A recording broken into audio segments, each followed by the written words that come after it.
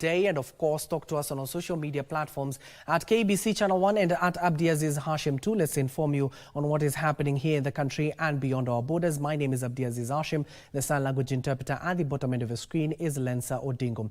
And we start off with some developing news where the Inspector General of Police, Douglas Kanja, has refuted allegations of police involvement in the ongoing abductions in the country. In a strong worded statement on Thursday, Kanja says no police station in the country is currently holding any persons reported to have been abducted, cautioning the public against spreading falsehood aimed at tarnishing the name of the police service. So far, 3 individuals, namely Billy Mwangi, Peter Muteti and Bernard Kavuli, are reported to have been abducted over the weekend in separate incidences in Embu, Nairobi and Kajiado counties.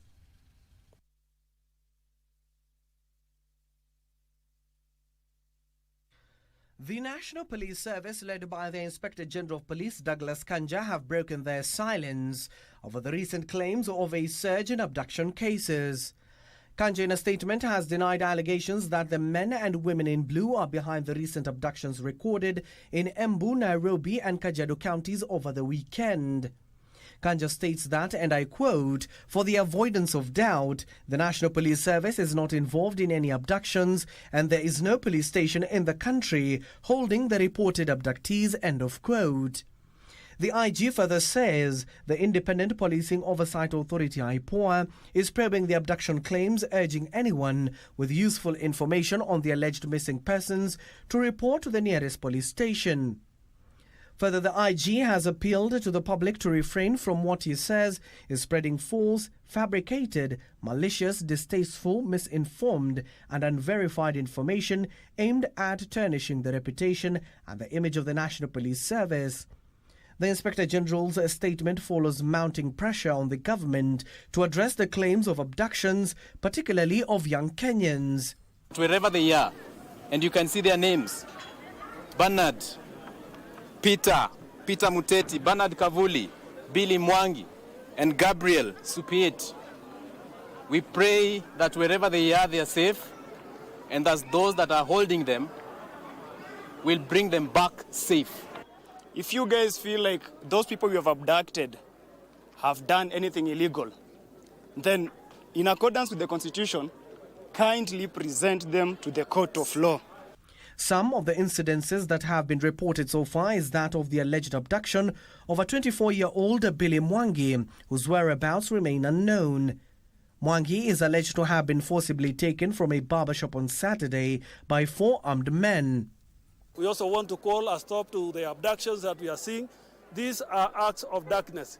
These are not acts of the light. Let that person be arrested in daylight, brought to the court of law. Au kama yeyote yule anayenisikiliza wakati huu, it is bringing us back many years before independence. Na haya hata tusaidia hata kujenga confidence ya vijana wetu wa kesho. Tafadhali watoto wetu ndio future yetu. Wale vijana wako university tukiua wote, au wale wasichana ambao wako university na wako kwa vyuo vikuu tukiwaua, we are now going back to where we were in 1963. A similar incident was witnessed in Kajiado County, where Bernard Kavuli was abducted in Ngong Town. The incident, which was captured on CCTV, has caught the attention of the Independent Policing Oversight Authority (IPOA) that is looking into the separate incidences. Gone were those days when they used to arrest you and take you to Nyayo House. But this then you're being taken to Nyayo House, which is a government institution. These days you're being taken to unknown places. We don't know, we don't want this kind of primitive things to happen in our country. Elsewhere, more than 100 widows and orphans from Matisi and Tuan informal settlements in the outskirts of Kitale town received goodies for Christmas from a non-governmental organization. The executive director of the organization, Patricia Melissa, said the gesture was meant to give the widows and orphans joy and hope during the holidays.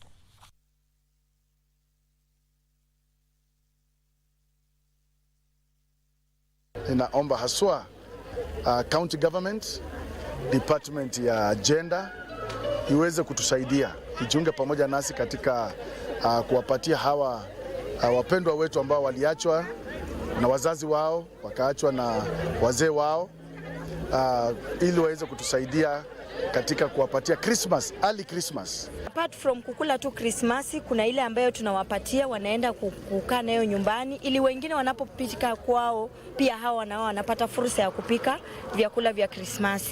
Apart from that, pia tunasomesha watoto ambao hawajiwezi, tunawalipia karo. Juu ya hiyo pia tunawafunza wale au wamama kufanya kitu inaitwa organic farming, kitchen gardening, ili wasikose hata mboga kuchuna hapo nje ya manyumba zao, ili waishi maisha mazuri.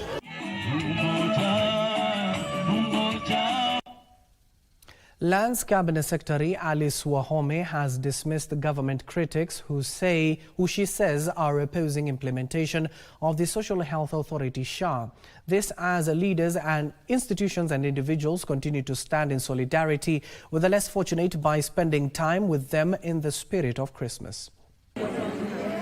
In Muranga, while donating food for the less fortunate, Lands Cabinet Secretary Alice Wahome called for patience and support for various government projects, including the SHA agenda, vowing that the government is on course to improve the lives of Kenyans. The government continues to appeal for Kenyans to register with SHA because it's the only way they can access universal health care. Elsewhere, Londiani MP Joseph Chirot spent Christmas Day at Bethel Children's Home in Kericho, where he donated goodies. Nashukuru Mheshimiwa Rais, maana ameonyesha mfano, amekuwa akisaidia watoto hawa kama hawa mayatima. Ningependa kuhimiza viongozi wengine kwamba tafadhalini tupate kuiga hiyo mfano. In Kisii County, a church suspended Christmas worship service to prepare meals and celebrate the occasion with street families and children. Si mara mingi jambo kama hii inatokea, lakini tumeshukuru na kusema ni asante kwa hii support yenye umetupea.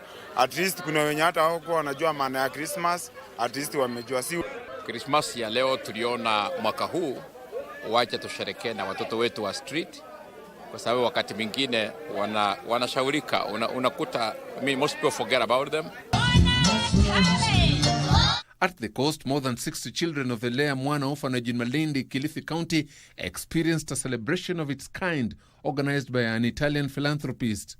Today we celebrate the Christmas with the children of Lea Mwana orphanage, a day that reminds us of the importance of love, unity, and hope. Widows in Mua, Machakos County had a reason to make merry courtesy of a local church whose members surprised them with food donations. Niko na jambo la kusema asante kwa hii kanisa. Juu wametuonea neema sisi kama wajane. Hao wajane wakati mwingine wanakuwa wamefinyika kiasi ya kwamba hata hawezi ongea. Kwa hivyo naona kama hawangepata hii sikukuu ingekuwa tu wako manyumbani. Finally, it was a fun-filled Christmas at Kairuri Stadium in Embu as residents gathered together for an event put together by a local businessman to celebrate the birth of Jesus Christ. Joseph Wahungu for Lunchtime News. And in other news, Embu Senator Alexander Mudingi has called on local leaders to put aside personal interest and avoid seeking credit for development projects by either the national or the county governments. He says the electorate deserve quality service rather than projects attributed to individual leaders, while calling for the support of President William Ruto and his Deputy President, Professor Kithure Kindiki. The senator appealed to the Kenya Kwanza government to prioritize the construction of major dams in Embu region to enhance domestic and agricultural activities.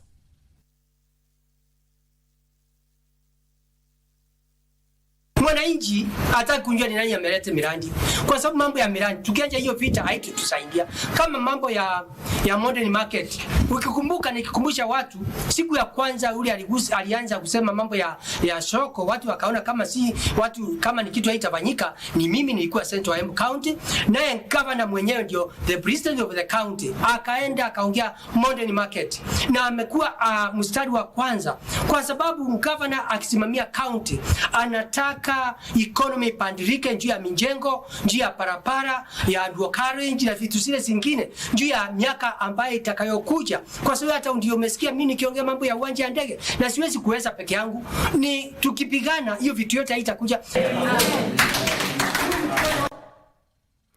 The Association of Young Lawyers have faulted a former Deputy President Rigathi Gachagua over his remarks, alleging the government was allowing the distribution of illicit liquor in the Mount Kenya region. Led by the association chairperson Brian Chabi, the organization termed Gachagua's remarks as unfounded and politically motivated, accusing him of attempting to undermine the government's nationwide effort to combat the vice. Sending these illicit drugs to the only one community that we know about to ensure that their voter turnout maybe in 2027 goes down is very wrong and is very misleading to the country. And we want to send a message as young voters, as young advocates, and as the young community that we are so much disappointed in the statement of His Excellency Gachagua and on the attacks that have been directly pointed towards PS Raymond Omolo. We'll fight drugs in our spaces, in our private capacities as citizens. We will not blame the government because alcoholism affects everybody, irrespective of tribe, irrespective of region. Everybody can face alcoholism. Now, residents of Mariaini Matara, Muchakai and Ngarigari village in Gatundu North constituency have taken matters into their own hands, opting to construct a makeshift bridge over the Nyakibai River. This move follows continuous failed attempts to have the local administration come to their aid and fix the bridge that connects the villages. For years, this has been the makeshift bridge over the Nyakibai River that connects residents of Maraini, Matara, Mushakai and Gariraga villages in Gatundu North constituency. Now in a deplorable state, the makeshift bridge is a danger to those using it. According to the residents, despite numerous calls on the responsible parties to fix the bridge, little has been done. Tumengoja miaka nenda miaka rudi, ndio sasa community wakasema sisi tujitegemee wenyewe. Hizi ahadi zao hazitimii. Hizi ahadi zao zimekuwa too much, zenye hazina matunda. Ni Mungu tu hatujaitwa mmoja hapa, lakini wanasindikizwa na wazazi wao. This prompted them to come together and contribute funds to repair the bridge. Armed with their tools, the young and the elderly complemented each other's efforts in realizing the goal of a new pathway. And there was enough tea and food to energize them as they worked to put up the bridge. And they celebrated their handiwork. Watoto wenye wako sahi hadi wetu watapita vizuri. They are, however, calling on their leaders to construct a permanent structure that can withstand the test of time. Hii ni mbao tumekelea juu. They can prove us wrong or right kwa sababu ni haki yetu. Wakuja tuwekelea mawe ambao pesa ilikuwa, then move on. Yusufar reporting for Lunchtime News. And that story prepared by Yusufar takes us to a first commercial break here on Lunchtime News. Don't go too far. We still have more for you, especially in the world of sports.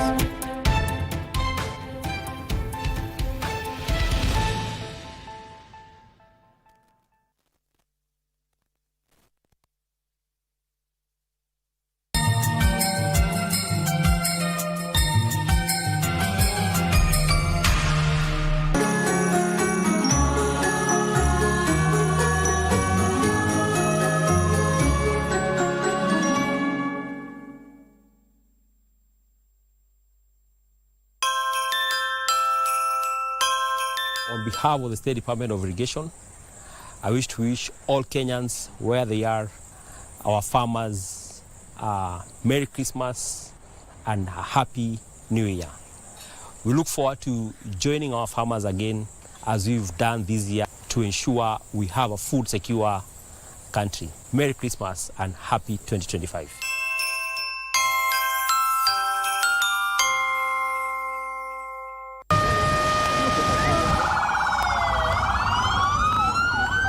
The rapture was so sudden that there wasn't much one could do. Niliona wimbu limeshikana na mbingu linanifuata. Nikiangalia hivyo wageni waliokuwa kitembea kwa mwamba wananikimbilia mimi hivyo hivyo. Kwa hivyo iliniathiri sana kwa sababu nilikuwa siwezi kuja beach kufanya kazi. With the kind of arrangement we have in place, we are prepared.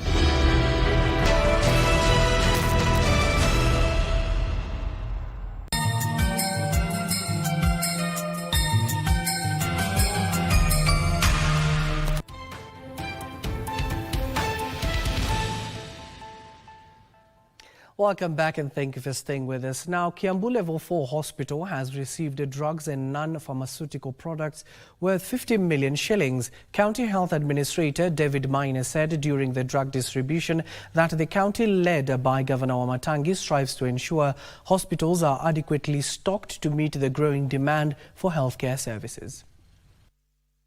Madaktari wako kazi, nurses wako kazi, na idara yetu ya afya inafanya kazi vizuri. Equipment zote zinafanya kazi, kwa hivyo na waomba wananchi wetu ya kwamba waendelee kuja kuangalia matibabu na pia kitu yote hapa mnahitaji kwa hospitali, sisi tuko tayari. Kuna dawa tuko nazo za kutosha for sasa, tuko at 90%. Tuli receive dawa last week but one. Kuna zingine tena tumepewa leo. Dawa zote nimepata, like mnaziona ndio hizi hapa, so nimemanage kupata dawa zote. Also, persons with hearing disabilities in Mandera County have received a significant boost with the completion of a digital skill training program. The initiative, spearheaded by Sings Media Kenya, aims to bridge the digital divide and empower deaf individuals with the necessary tools to thrive in the digital age. Just record yourself anywhere, record yourself. The training focused on enhancing digital literacy, enabling participants to access essential government services online and utilize sign language effectively within digital spaces. Luke Muleka from Sings Media Kenya emphasized the program's significance, stating that it will create a digital space and inclusion for persons with disabilities, enabling them to participate in the digital economy and learn valuable skills. We have government programs that are basically, or the government services that are basically offered on the digital platform. For example, the tax exemption certificates that is found in eCitizen. We also have birth certificates that are found on eCitizen. We have the issues to do with the ID application found on eCitizen. Police, the police certificate that is found, that's a good conduct certificate from the police, for the police, that is found on eCitizen. We've realized that some of these persons with disabilities are missing out. Beneficiaries expressed immense gratitude, highlighting the program's profound impact in opening new avenues for personal and professional growth. This is my very first time to be invited here at the training. It's very important because of the digital access program for the deaf people, because it will help us deaf people on how to access laptops, to access services on our online or on our phone, on different services, or about the e-government and e-government services that are available on the digital platform.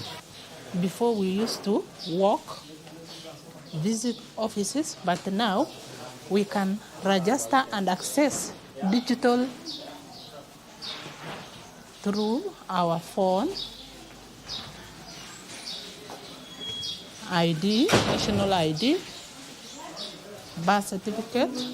By integrating sign language and digital tools into everyday life, the initiative aims to foster a more inclusive and accessible environment for PWDs in Mandera County. Jacqueline Masharia for Lunchtime News. To the coast now, where a section of farmers drawn from Kilifi County are said to benefit from a project that aims at boosting their agricultural produce by exploring organic fertilizers that will improve soil fertility. The project, dubbed Zalani Farmers Initiative, is also projected to promote biodiversity and in turn mitigate the effects of climate change. Speaking during a farmers training, Executive Director of IPDK, Rafael Ngoma, noted that many agricultural initiatives introduced by the government have failed to achieve the desired impact owing to the non-involvement of participants in the initial stages of implementation.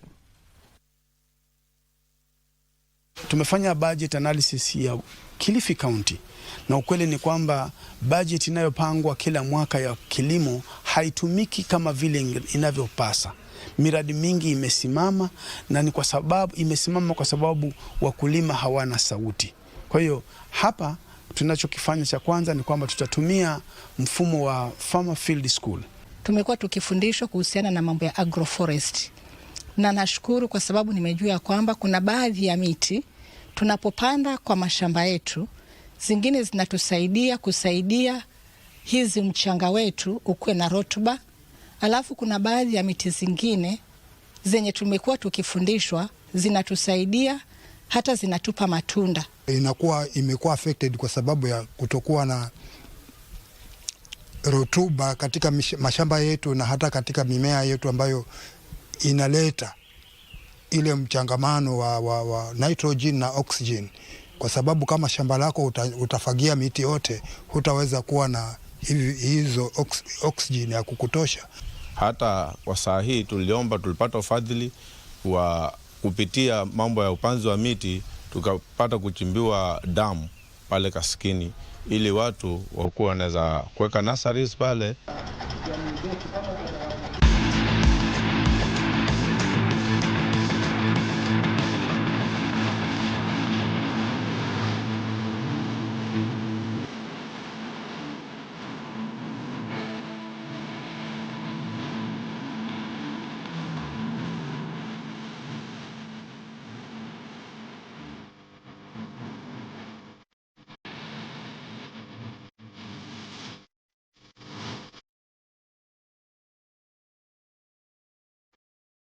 And now let's play. Jane Mwendwa could not hide her excitement as she basked in the glory of a significant victory after walking away with a breathtaking, listen to this, 51,461,253 million shillings in this week's 13 out of 13 in this week's 17 Sportpesa mega jackpot.